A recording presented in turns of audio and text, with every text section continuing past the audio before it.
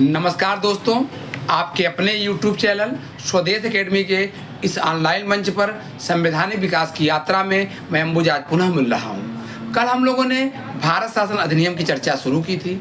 आज उसी अधिनियम के हम अगले हिस्से को पढ़ेंगे, समझेंगे।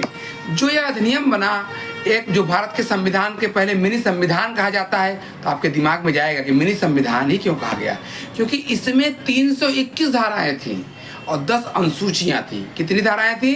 321 धाराएं, 10 अनुसूचियों का यह अधिनियम एक लंबा दस्तावेज था। इस अधिनियम के तहत द्वैध शासन जो व्यवस्था प्रारंभ हुई थी और इस अधिनियम के तहत 1858 के भारत सरकार अधिनियम द्वारा स्थापित भारत परिषद को समाप्त कर दिया गया।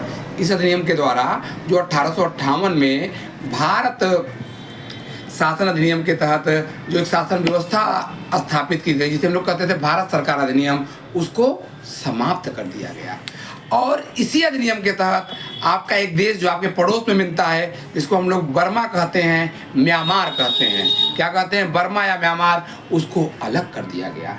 इसी अधिनियम के तहत हमारे यहाँ जो राज्यों में द्विसदनात्मक व्यवस्था प्रारंभ हुई, उसमें 11 में से 6 ऐसे राज्य थे जहाँ पे द्विसदन थे, विधान परिषद और विधानसभा।